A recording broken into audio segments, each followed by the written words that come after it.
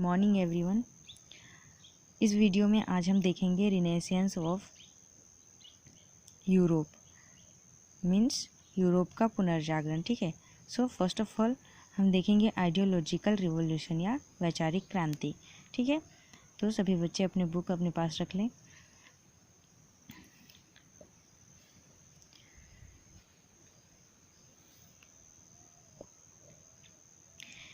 In 15th century, Renaissance of Europe correlate with ideal revolution. Ancient epics in languages like Greek, Latin, etc. have been converted into local languages, and studies of those started freshly. Due to discovery of printing machine, availability of books in large number were easy and at a lower cost in that time.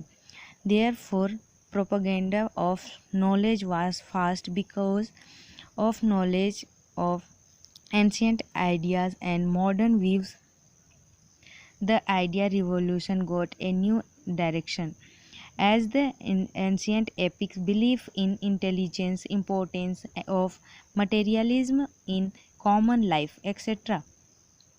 started to find the roots in Europe. So क्या बोल रहे हैं यहाँ कि जो वैचारिक क्रांति, ठीक है, 15वीं शताब्दी में यूरोप में पुनर्जागरण या वैचारिक क्रांति का आरंभ हुआ। ठीक है। यूरोप के पुनर्जागरण यानी कि यूरोप में जो है यूरोप जो है नए तरीके से अपना मतलब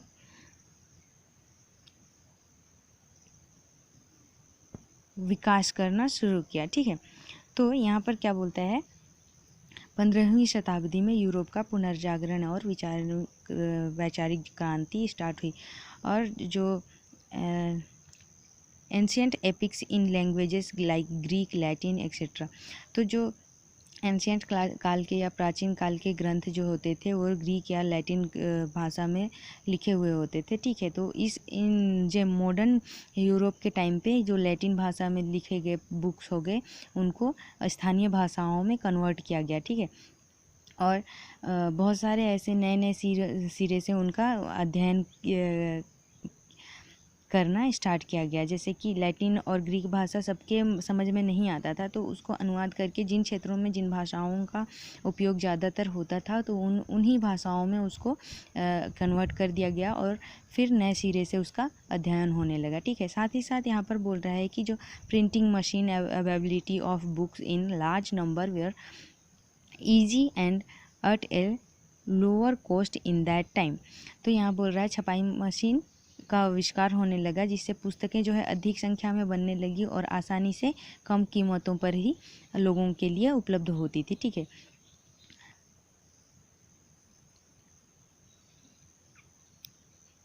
Therefore, propaganda of knowledge was fast because of knowledge of ancient ideas and modern views. The ideal revolution got a new direction.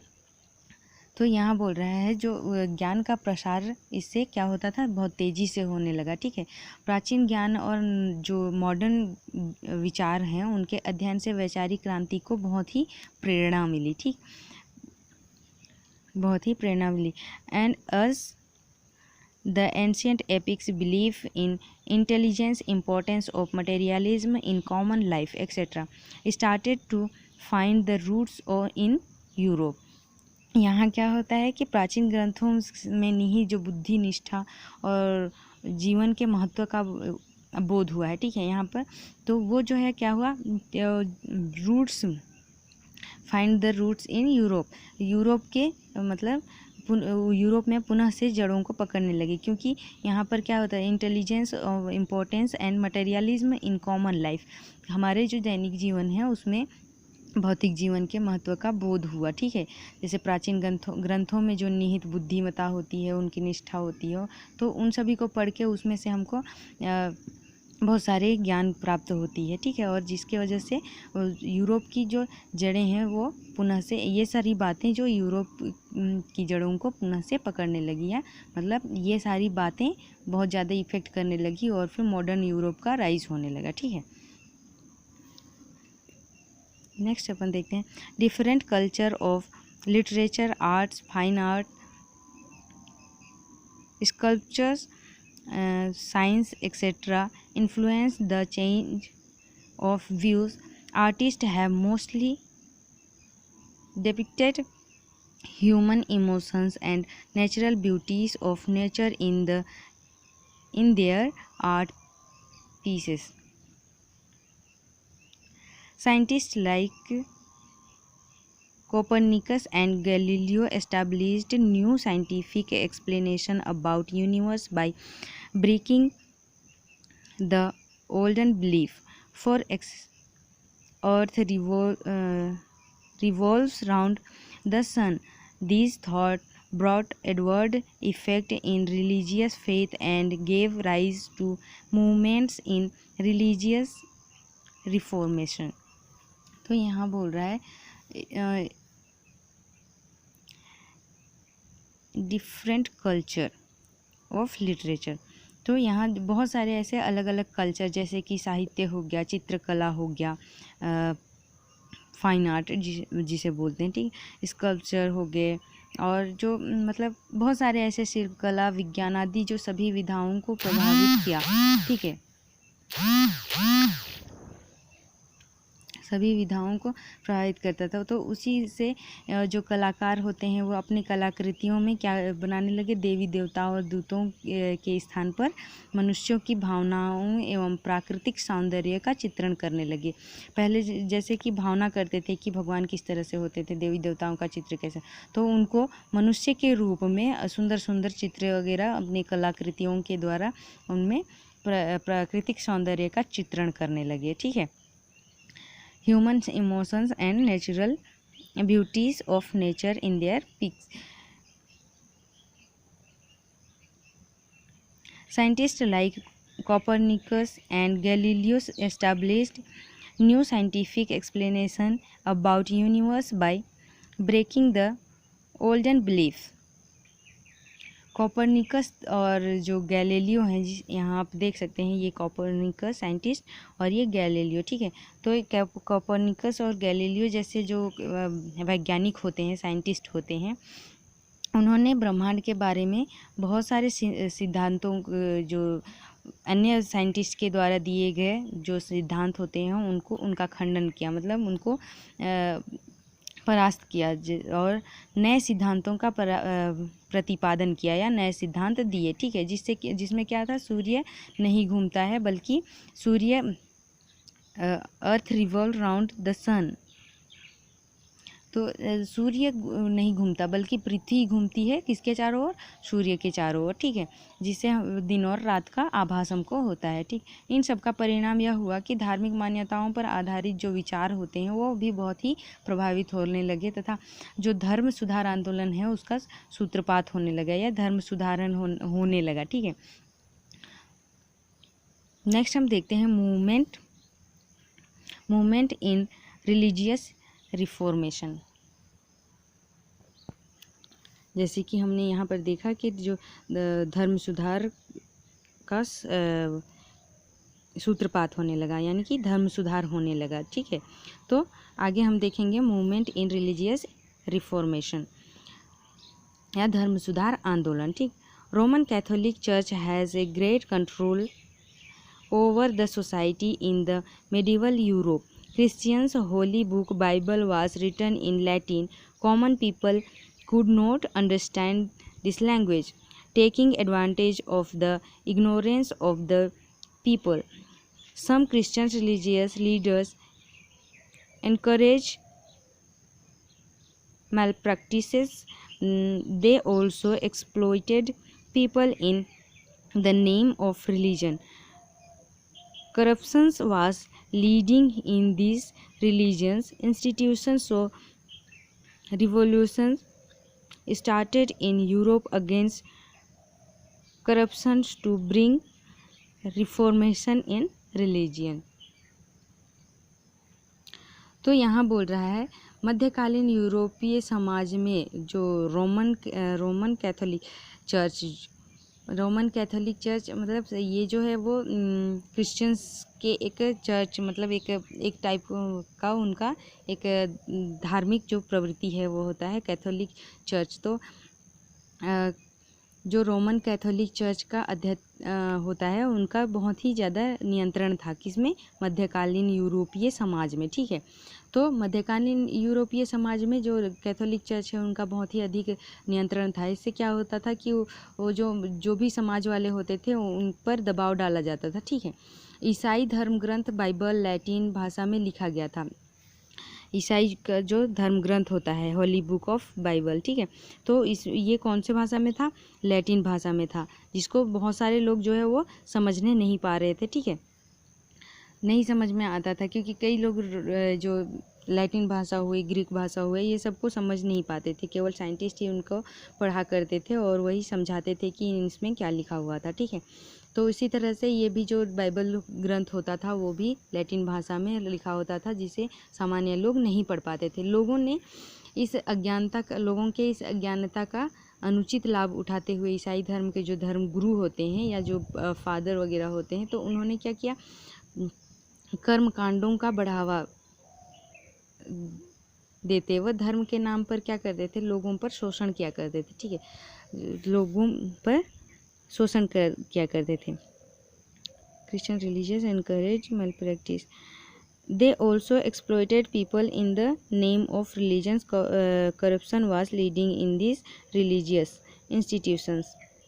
So, revolution started in Europe against corruption to bring reformation in religion. तो धर्म के नाम पर लोगों पर शोषण किया करते थे। फिर जो धर्म संस्थाओं के भ्रष्टाचार का बोलबाला होता था। ठीक है, भ्रष्टाचार इसमें उत्पन्न होता था और इस भ्रष्टाचार के विरुद्ध जब यूरोप में आंदोलन आरंभ हुआ तो उसे धर्म सुधार का आंदोलन कहा था। तो ये इस पैराग्राफ में ये बताया गया है कि जो रोमन कैथोलिक चर्च वाले होते थे वो आम जो जनता होते हैं, मध्यकालीन यूरोपीय समाज के जो आम जनता होती थी उन पर नियंत्रण करने की कोशिश करते थे। और चूँकि जो बाइबल होता है उसका लैंग्वेज किसी को समझ में नहीं आता था, उसका फ़ायदा उठा करके धर्म के नाम पर इन्होंने बहुत ही शोषण इन पर किया था। ठीक है, और भ्रष्टाचार का स्टार्ट हुआ। तो इससे जो रिलेटेड भ्रष्टाचार होता था उसको बंद करने के लिए या उसकी सुधार के लिए जो आंदोलन छिड़ा हुआ था। तो कुल मिला के देखें तो एक प्रकार का जो धर्म के नाम पर जो शोषण होता था उसको बंद करने के लिए जो आंदोलन छिड़ा था उसी को क्या बोलते हैं, धर्म सुधार आंदोलन कहा जाता है। ठीक है, तो इतना आ गया समझ में। नेक्स्ट हम देखेंगे इसी में ही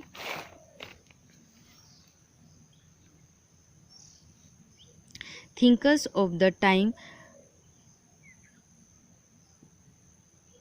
raised voice against corruption prevailing in the religious instructions. Then Bible was translated in local languages so that local people could also read it. German religious leader Martin Luther protested against these religious institutions and gave his opinion. In that he told the people, you people should read the Bible and understand the elements of religions and not believe in religious leaders. He challenged the Christian leader Pope for independent power and also protested against the religious settlement and prevailing malpractice. So his believers were called Protestants. Due to religious reformation, Pope became less powerful. Some European rulers also denied to follow the empowerment of the Pope. One of them was King Henry.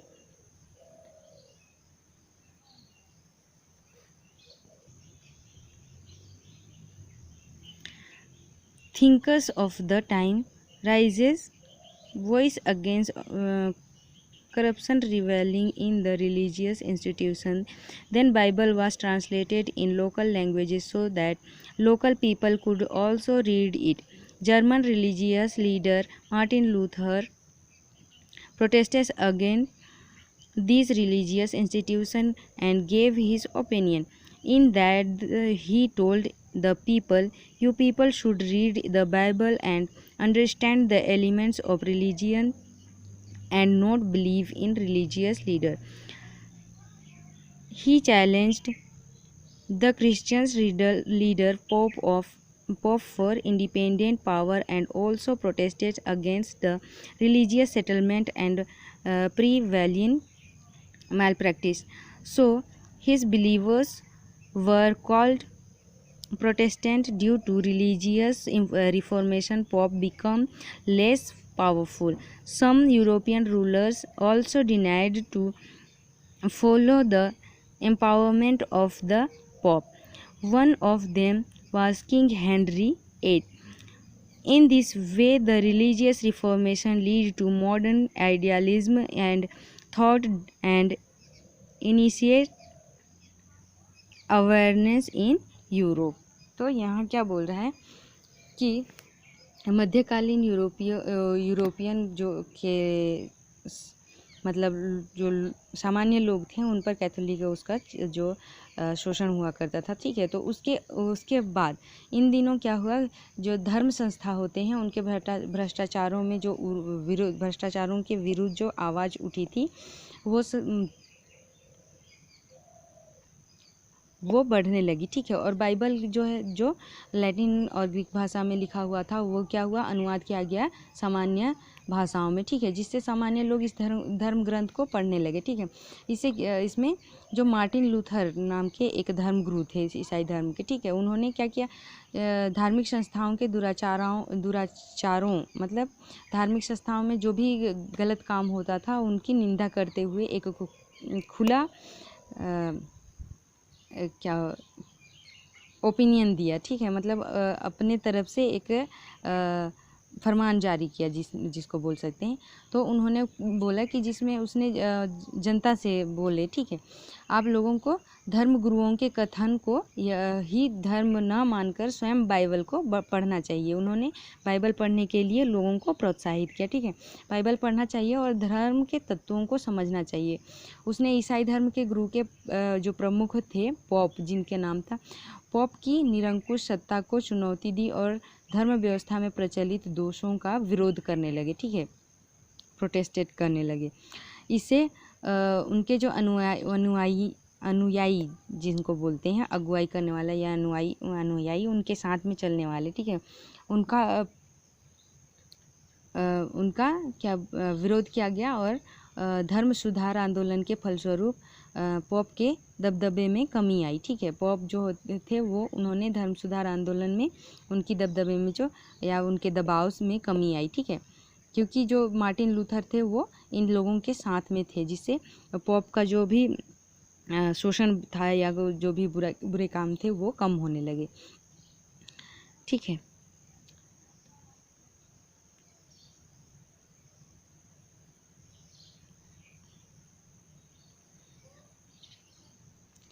Challenge Christian leader Pope independence power of also protested against the religious establishment prevailing malpractice. So his believers were called Protestant due to religious reformation. Pope become less powerful. तो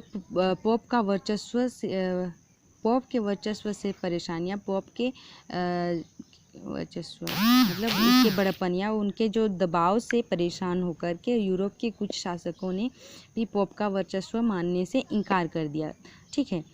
तो pope के वर्चस्व को इनकार करने से क्या हुआ कि इनमें जो इंग्लैंड के राजा हेनरी अष्टम, ठीक, ये जो one of them was king Henry eight, तो हेनरी अष्टम जो थे वो इस तरह के जो धर्म सुधार आंदोलन में उन्होंने साथ दिया और विचारों का सूत्रपात किया, जिससे क्या हुआ, यूरोप का जो है पुनर्जागरण या यूरोप में मॉडर्न कल्चर का स्टार्ट होने लगा। ठीक है, तो आज के लिए बच्चों इतना ही। नेक्स्ट डे हम देखेंगे नेशनलिज्म एंड राइज ऑफ क्या है autocracy and trading between Europe and Asia. राष्ट्रवाद एवं राष्ट्रीय राजतंत्रों का उदय, यूरोप का एशिया के साथ में व्यापार। तो इसके बारे में हम नेक्स्ट वीडियो में देखेंगे। ठीक है,